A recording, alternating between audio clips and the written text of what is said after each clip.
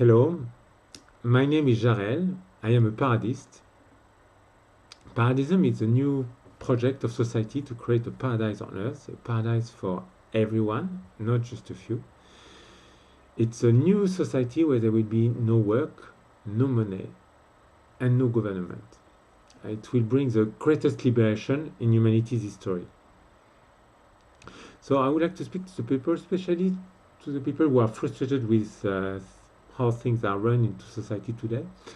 I know there is a lot of frustration, a lot of anger, a lot of protests all around the world, and you have good reasons.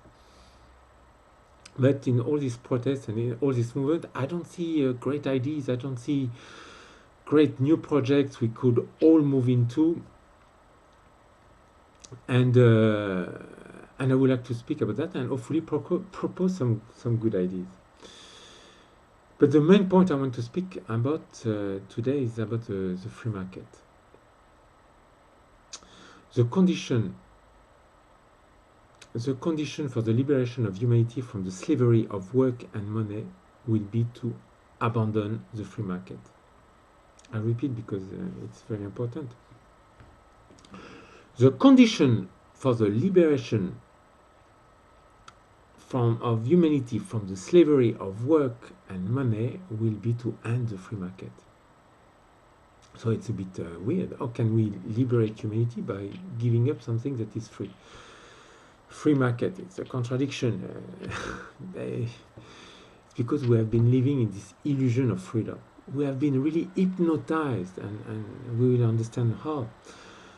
We have been hypnotized to believe that we live in the best of the world, in the free market, that we have all the freedom possible, and it's really, we are really living a big illusion, and I would like to destroy this, help destroy this illusion. This illusion of freedom. And I will start with a little story, and it is a true story. So, a long time ago, people, men and women from a long time ago, lived in harmony with nature. They had no money, no work. They didn't have to work for to get things they needed because everything was accessible in nature. You know, they could pick fruit from every tree. They could fish from any river. They could hunt anywhere they like. Everything was abundant, and if there was a shortage of something, they could always move around, and there was always places where they could find everything they needed. And they were living in what we think today is a paradise. With you know, they didn't have to work, they didn't have to earn money, and they were totally free. They were free to enjoy their life as they wish. That's the idea we have today of a paradise. So what happened? One day, a man met another man and told him, "Do you see this tree over there? This is my tree. Mine. This tree is mine. I own this tree. If you want a fruit from this tree, you will have to give me some money. And if you want some money, I can give you some money if you work for me. And watch out, because if you take a fruit from this tree without giving me some money, I will send you my people, and they will put you in a cage that we have built specially for that. And we will put you in this cage to punish you, so that you learn you cannot take from this tree without giving me some money." That's it. That's the story. That's the day we left paradise. This day is the saddest day in humanity history. It has generated so much pain and so much suffering. The day when we have privatized the means of production. Before we could access anything, everything was free because we own everything. Nobody was possessing anything. So when you don't possess, when you possess nothing, you possess everything. Everything was accessible. They had, you know, but they privatize. They privatize the means of production, and it stopped to be enjoyed by the community, and that's how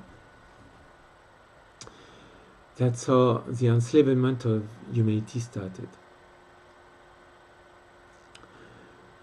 But it's worse than that, because the rich, those who have the money, make sure they give you just enough money so that you can keep coming back the next day. You know, they make sure you have enough money so you come back the next day and the day after that and the day after that, and like this for 40 years. For 40 years you will be coming back working for them just to access what you need. That was freely available before. But it's worse than that, because we are not even aware we have been enslaved. We are not even aware. We have accepted, after a while, we have completely accepted the system, and we believe we are free. We are now living in this illusion of freedom because they make us believe we are free. And we don't see the chain because we have no chain. We don't see the chain. That's a big difference with the slave. It's a worst case scenario for a slave. It's a slave who believes who is free is completely submissive to the system, and he cannot rebel because we cannot rebel. We believe we are free. We believe it's the best system, so we just accept it, and we go happily to work every day. And we send our children to work happily, like it's normal, like, you know, they will spend 40 years of their life working to enrich the rich who have privatized the means of production. But it is worse than that, because they make us compete. They make us compete for this money. They don't give us enough, but also they don't create enough money for everyone. They make sure there is a lot of poor people so that we compete between each other.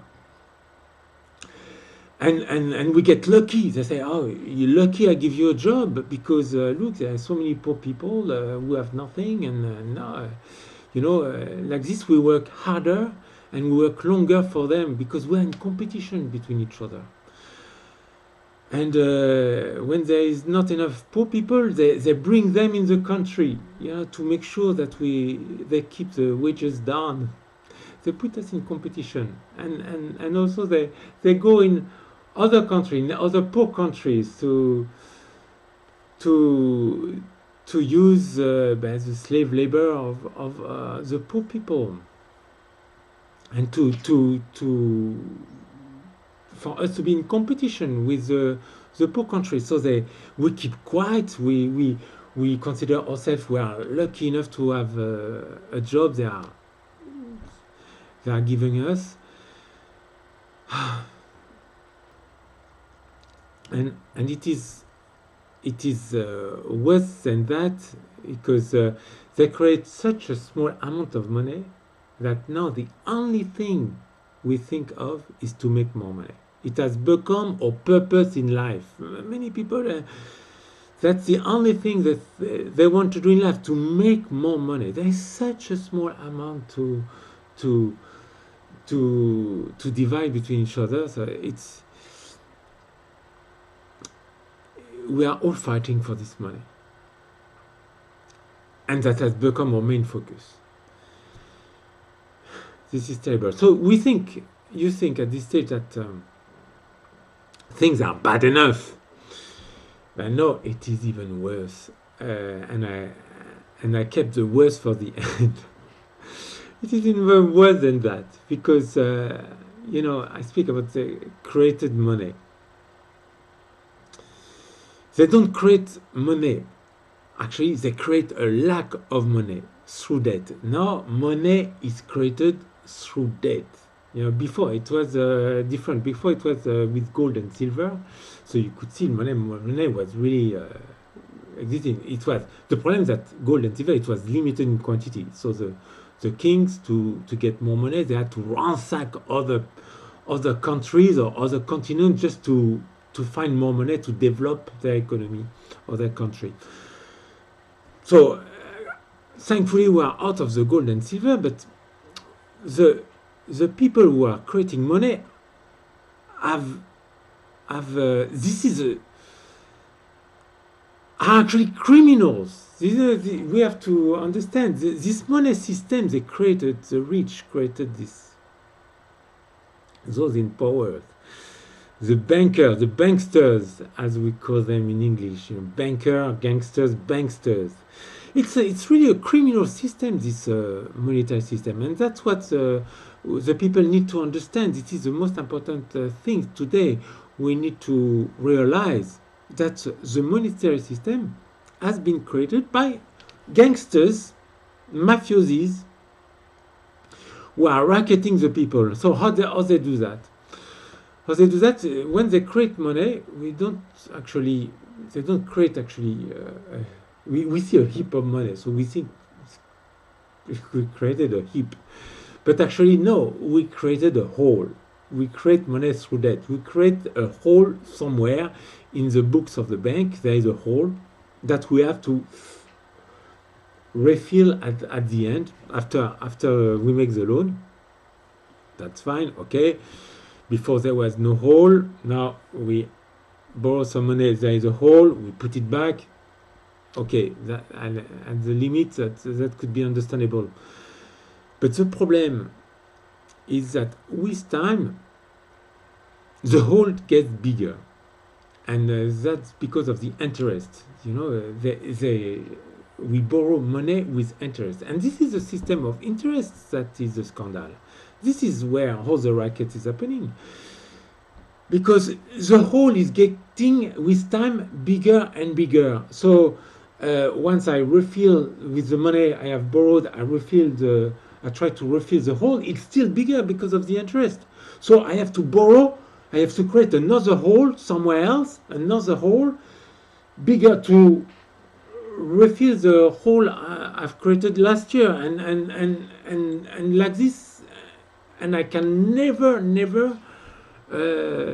repay, because the holes are getting bigger and bigger with the interest. With time, it's exponential.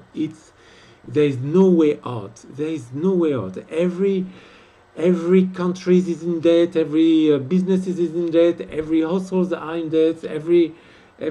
Everyone is in debt. Because we create money through debts, and with the debts we create interest, and this interest is accumulating exponentially, and we are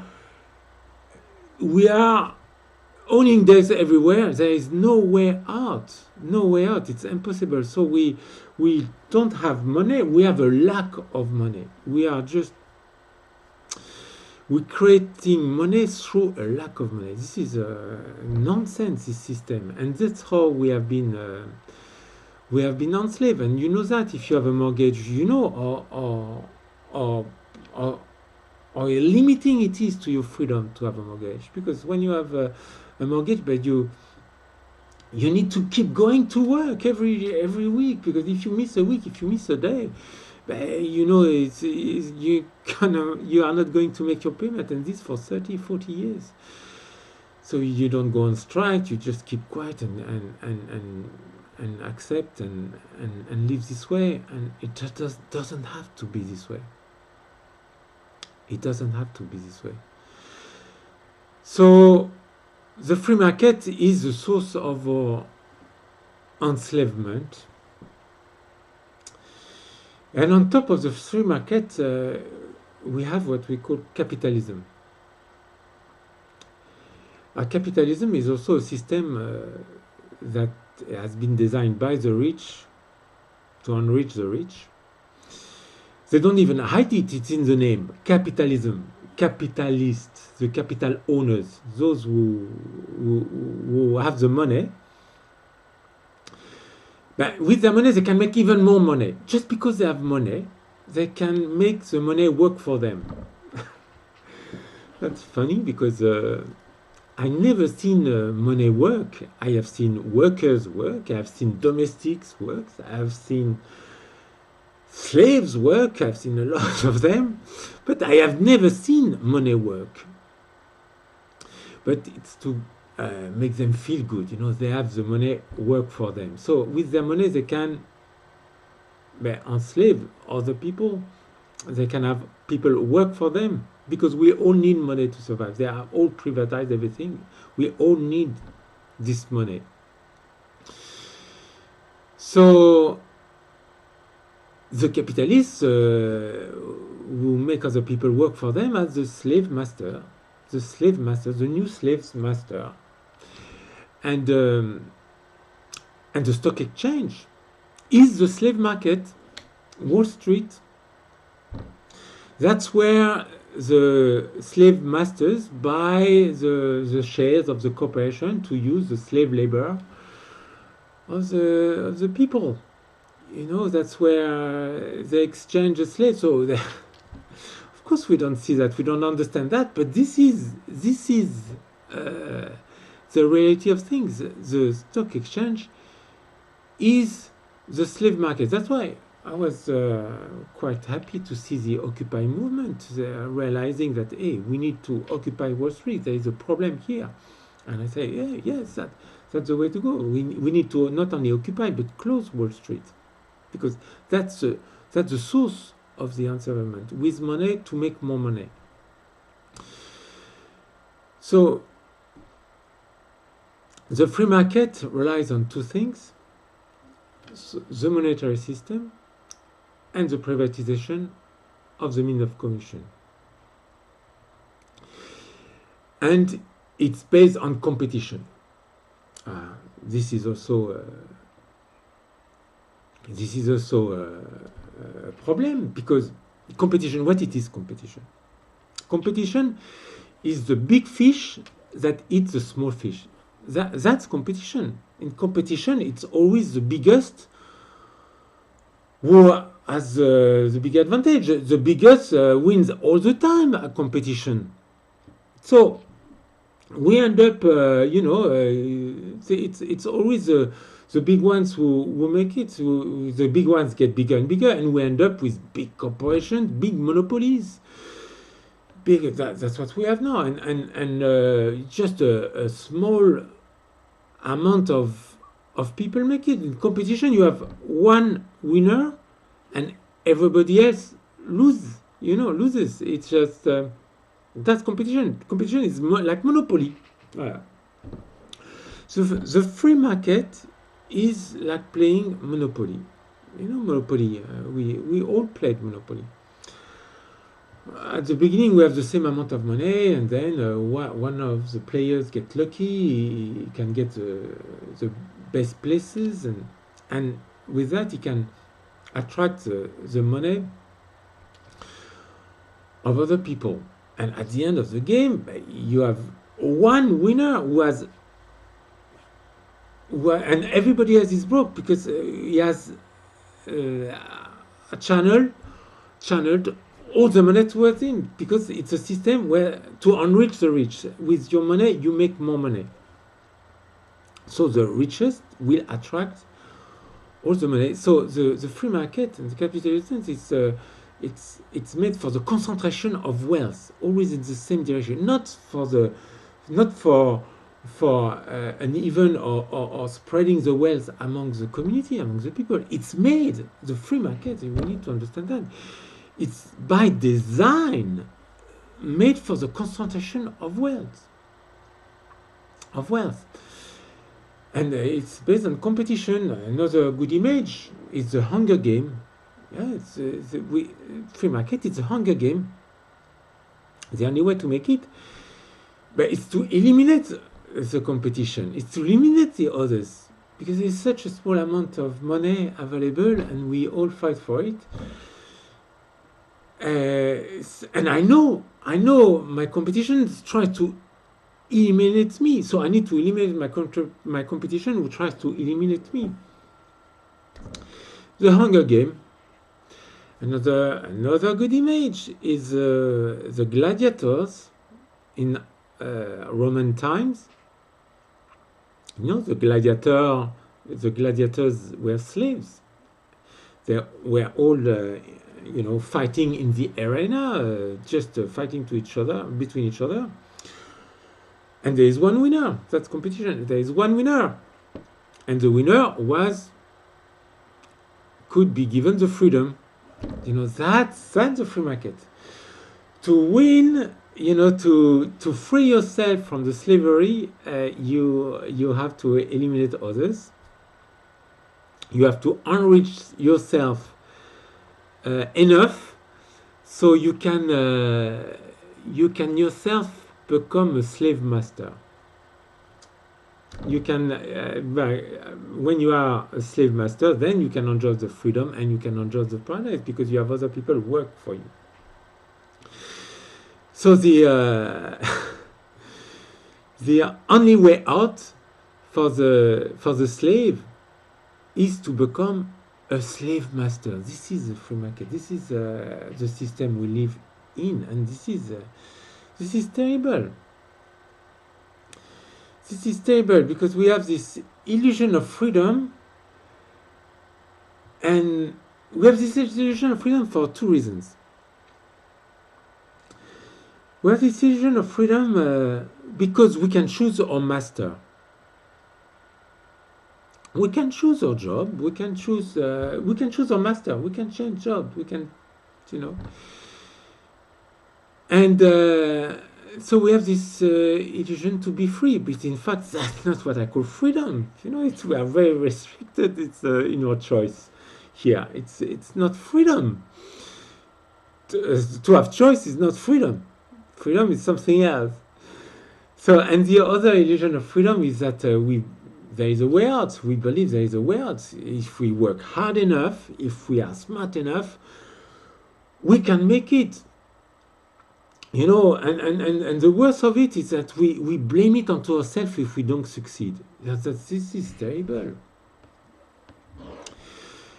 We blame it onto ourselves if we don't make it. The game is rigged. You know, there is one winner. You know, for one that win, you have 9,900 who loses. You know, this is monopoly. Yeah? The competition, one winner and many losers. So it's normal there is so many losers, and the winners, they become the heroes, and we make them the big heroes. We see them on TVs. They become the models of the society. We see them everywhere on TVs, on magazines, radios, and look, it's possible. It's possible to free yourself. It's possible. You just have to follow their example. You know, you are in a free country because look, they could make it. But what? They could make it by becoming themselves a slave master. That's the only way. It's to have your money work for you so you can be free and enjoy the freedom and enjoy the paradise, while other people work for your lifestyle. You know, we are all working for supporting the lifestyles of this small elite that we are taking as model of society, and say, wow, and they make us believe we can all reach there. That's so wrong. You know, it's such a few numbers. Such a few numbers. And it's mostly about who you know. It's not even the smartest who get there. It's mostly about who you know and where you come from. But anyway, so this system is not working for everyone. It's not working for everyone. It's not even working for the rich. It's not even working for the rich because with all their money and their power, they are not even happy, actually. Because happiness has nothing to do with money and power. Actually, it's a handicap. The more money, the more power, the more difficult it is to be happy. You will see a lot of people who are very rich and suicide and are depressed. They are all on antidepressant at the top over there. So it's not even serving them. You know, this system, because they are also living a hell of a life. So this is the system of the free market we live in. So it's become very important to destroy the illusion of freedom of the free market. And this is difficult because we get indoctrinated constantly to believe that yeah, we can reach freedom through competition, and it's everywhere. It's in TV, media. We make our guru economist, the economist of the free market becomes the gurus. They receive the Nobel prizes, and they are at the top of all our universities preaching, you know, how we need to privatize everything, and we need to free competition. We achieve nothing but destruction with competition. Competition is fight against people, fight against businesses and corporations. It's fight against countries. So we all end up fighting each other, and it leads us to self-destruction. We need to stop competition if we want to enter paradise. This is the key to enter the paradise. That's what paradism is all about. It's to stop this competition and start to cooperate, to share, to put everything together, to commonly own the means of production, and to share the wealth that is brought by technology, and not that all the gains of productivity brought by technology goes into the pockets of the rich. It has to be spread, and the only way to spread it, we'll see, is to nationalize the means of production, to cooperate. So that's to return to paradise. This is the key: is to stop the competition and to start to cooperate. So we need to be very vigilant of this indoctrination that we are bombarded with all the time to make us believe it's the privatization is the way to go, and we need to free the world through privatization. And it is the opposite. It's not by freeing competition, it's by stopping the competition that we will survive and return to paradise. Don't believe it's idiotic. It's idiotic to believe competition is the way to go, because competition, imagine you have a business, you don't want competition in the business. You know, you want the people to work as a team. You know, we achieve so much better when we cooperate as a team. It's demonstrated everywhere all the time that we achieve better by the team. To believe competition will make things better, it's a lie. It's a big lie that we need to expose and destroy. No, we will achieve better if we cooperate. Cooperate at every level, even at the level of countries. And we need now to have only one world, one country, and all cooperate. So this is what Paradism is all about, and this is the new world. We'll create this new society. There won't be any competition. We can have competition as a sport or to have fun. Yeah, it's good, just to have fun, but not for for a model to run the economy and the system. So the indoctrination is permanent. It starts from schools. A school is schools. You know, it has been created during this industrialization era. Schools is to format our children to become the obedient workers of the system. You know, that's where we get domesticated at school, to become the obedient workers of the system, to support the lavish lifestyles of the rich. That's what school is all about. We learn competition at school. We learn and the system on which we base this society, the belief system is important for the society. And the belief system on which the society is based on mainly two belief systems. There is two beliefs. You have the religious one and the one we learn at school.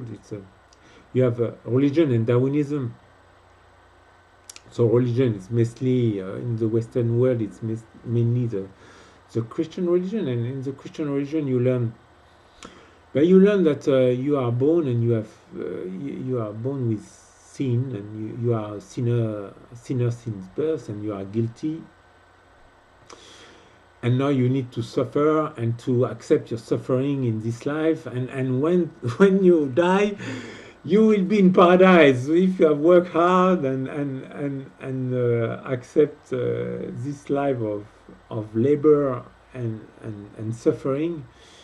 You will deserve paradise. So this is a belief system that is so wrong to think that this paradise can be no. We can create paradise right now. And so that's condition us to prepare us to accept our condition as a slave, the religion. So it's something we have to reconsider the way it is. There is good things, religion, yes, but it has been used by the system to condition us, to prepare us to accept the suffering and our condition as a slave, and telling us that paradise will come later. and the other indoctrination, the other belief system that the free market and society relies on is Darwinism. And Darwinism is also based on a lie. It's a big lie. It's to make us believe that nature is based on competition. That only the strongest make it, and life is about competition. If you want to make it, you have to compete, and it's the law of the fittest. And that's a big lie. That's a big lie, because the reality is nature is not based on competition. Competition is nature. It's actually the exception. Nature is a symbiotic system. Competition in nature, it's only happens in case of scarcity. But nature is all about abundance. There is abundance in nature. Competition is brought up by scarcity. But what I can see, the trees, they produce fruit in abundance. The bees produce their honey in abundance. It's all for to share, and we are all giving out. It's all abundant in nature, and it's abundant, and we share, and it's symbiotic as system. We all cooperate with each other. The birds eat the fruit and take the seed somewhere else to help the tree reproduce, and the same with the bees and the trees. They give us the oxygen, the trees, and we breathe out the gas, the carbon dioxide for the trees to breathe. So it's symbiotic. We help each other. We cooperate to create balance. In my gut, I have flora. I have a lot of bacteria that are actually foreign bodies. They are bacteria. They are not me, and they are there by trillions. And without them, I could not survive. They help me digest the food, and I need them. So I feed them, and they feed me, and we help each other. It's symbiotic, and it's everywhere in nature. Nature it's a symbiotic system where we cooperate, we share, we give, and everything is abundant. Nothing to do with we have to compete. It's a lie. It's a lie. So the natural way, it's not the competition way. The natural way is we share. we help each other, and things are abundant. To exist the free market and the monetary system, they need scarcity. Yes, competition is based on scarcity. You need scarcity. The money system is based on scarcity. If everything that is free, everything that is abundant can become free. We don't pay for the air because it is abundant. So to continue to exist, the system, the free market needs to keep to maintain us in scarcity. So we are able to provide abundance with all the machines and all the robots. We are able to produce so much. There is so many machines that we could make and that we don't make because there is scarcity of money. This is ridiculous. This is a big lie. Scarcity of money. We can create a good monetary system. We can create as much as money as we want. The money system is a big problem here. The money system is a big problem. People don't understand money. There is no reason why we have a lot of people wanting to work and a lot of work to be done, and we say, oh, sorry, there is no money. This is a big lie. This is a big lie. We can create as much as money as we want. There is no limitation to the amount of money we can create. It's just figures in the bank account. So we can create as many figures as we want in a bank account. It's just, but it is the way we create money through debt and with interest that is a problem. We should be able to create as much money as we need to absorb the production that we can generate. We can generate the abundance, but we have not the means to absorb this abundance because we have scarcity of money. It is a stupid, idiotic system to have this scarcity. So there shouldn't be any scarcity of money. I can understand there is a scarcity of resources. Yes, there can be a scarcity of we don't have enough time. Yes, we don't have enough workers. Yes, but saying that we don't have enough money, it's unacceptable. That means the monetary system is not helping us. It's not there to support the economy. It's a wrong system. And to hear all the politicians saying that, oh, we have to be work harder and we don't have enough money and we have to live in austerity and because we don't have enough money. This is a big lie. This is a big lie, and we shouldn't accept that. We should accept those who say that. It's idiotic when we have a technology that can deliver abundance. We have people wanting to work, even if we have machines who could do the work. For us, we are all willing to, some are even willing to work, but to say that no, sorry, we cannot because we don't have money. This is completely stupid, and that proves that the system is wrong, and that's what we need to change. So what do we do? So let's speak about the solution here.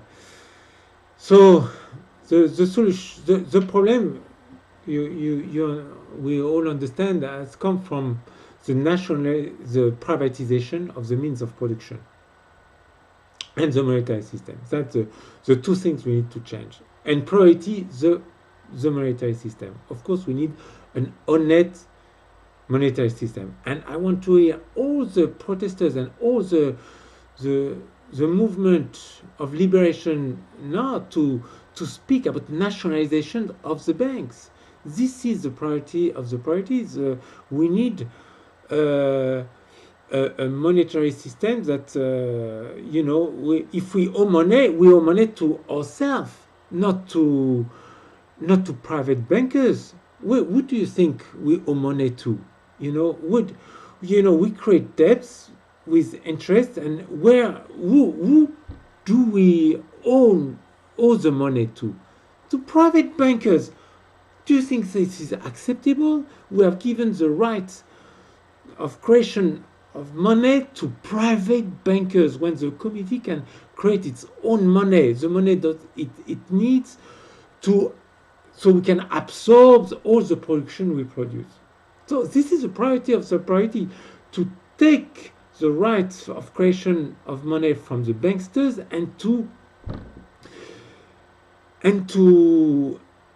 give it back to the community. The community should own the banks, and we should be able to create our own money.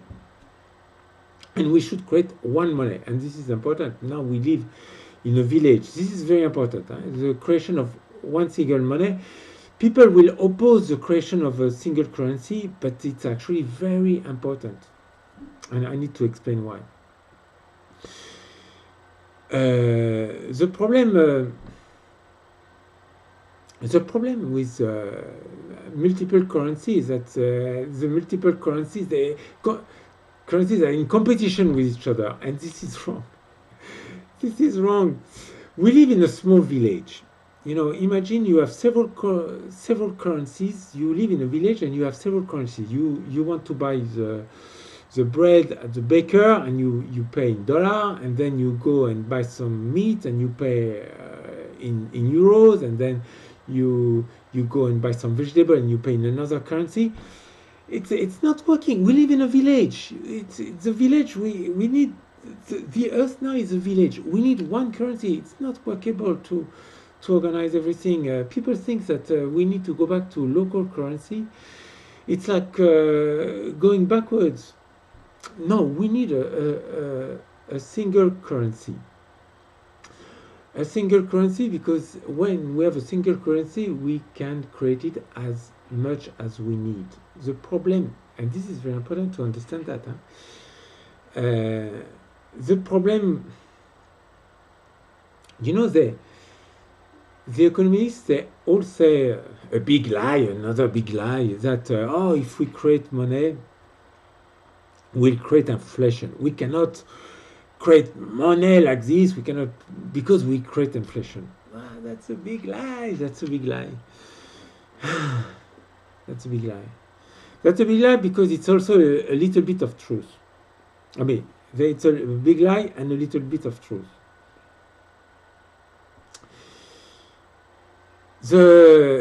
It's a big lie because you know, for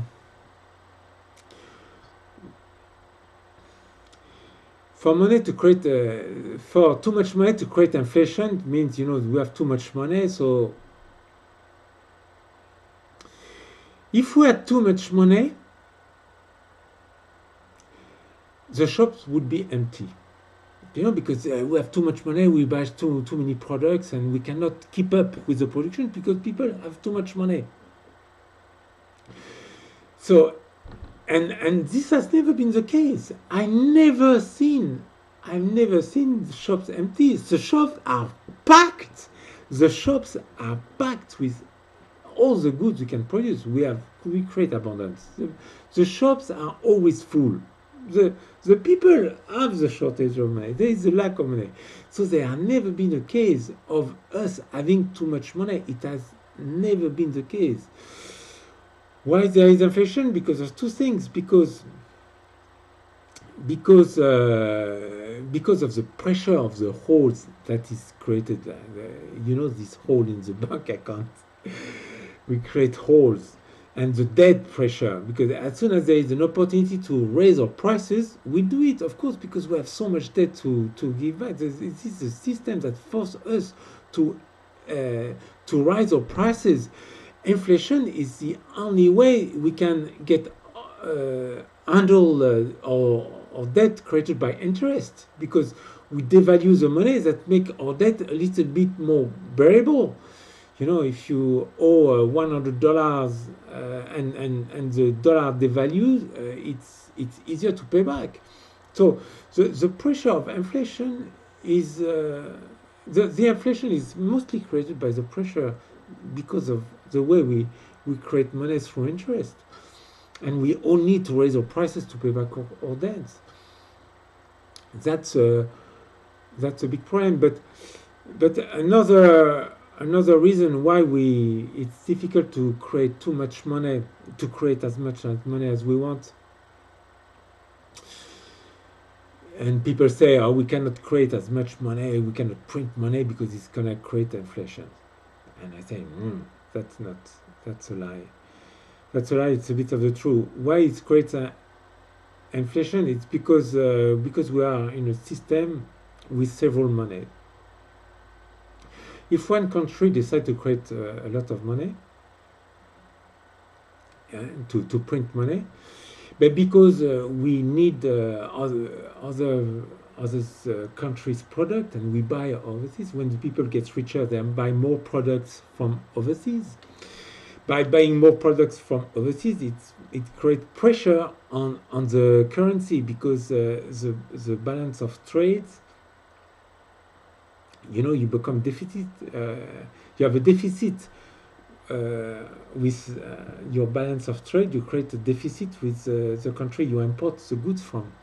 So your currency will be devalued. Will become devalued, and you will pay the products you buy overseas a little bit more, and that will create inflation, because now the countries are so interdependent. We need to buy petrol, so if the cost of energy of petrol rises, it's everywhere. It creates inflation in the rest of the economy. So in a multiple currency system, to have one country created printing its own money, because it's not a closed system, it will actually, yes, it will create inflation. But this will not happen if we have a closed system. If we have one currency, if we have one single currency, then there is no competition between currencies, there is no devaluation possible, and we can create as much money as we need. That's the position the United States have had. The United States, they could print as much as money as they wanted, because they have trillions of deficit. They don't care about their trade deficit, because they can print the money, because the dollar is recognized internationally, it is used internationally, and they can print, and we still use it because we need it to buy the petrol. They have imposed by force.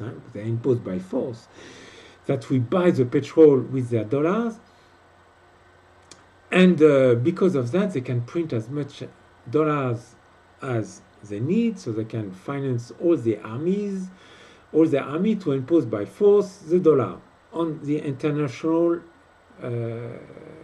at the international level. So they enjoy a privileged position to be able to print money and to live with a huge deficit. And this position should be enjoyed by the whole community by creating a single currency. And when we have a single currency, and we shouldn't base it on gold, on silver that are rare. We don't want to go back to the Middle Age where we are limited by the amount of gold and silver. No, we need to create as much money as we need to absorb the abundance, to absorb the products, the production. So this is very important to think of creating a single currency, because it will be the end of all financial crises and the end of all crises, because we will be able to generate as much money as we need. The only scarcity that can be, it's not a scarcity of money. It shouldn't happen. It shouldn't happen in the good economic system. So we need to nationalize the banks. Priority number one.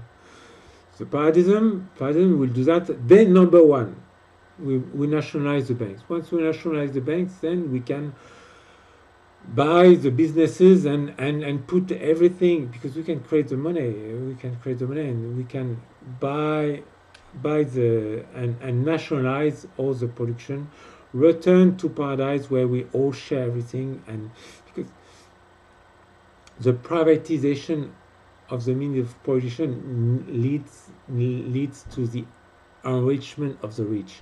So it's the only way to spread the wealth and the gain of productivity of technology. Maybe I need to be more clear on that. Okay, we live in a system where, as we have seen, that it's made by the rich to enrich the rich, and the way they enrich themselves is by owning. It's because they own the means of production. So if we put the means of production in common, we enrich the communities, those who benefit from the technology, and what will be the community, not only a few people who have the money.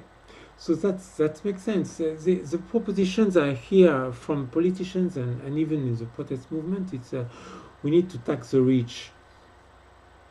That's the only thing that I've seen. A tax Wall Street, a tax on Wall Street, or taxing the rich and more tax. And yes, you take to the rich, but then you give back to the rich, and because the system is always in the same direction, everything is going back to the rich because they own the means of production. But if we say, okay, we all put in common the means of production, it's the whole community that we enrich. It's not only a few.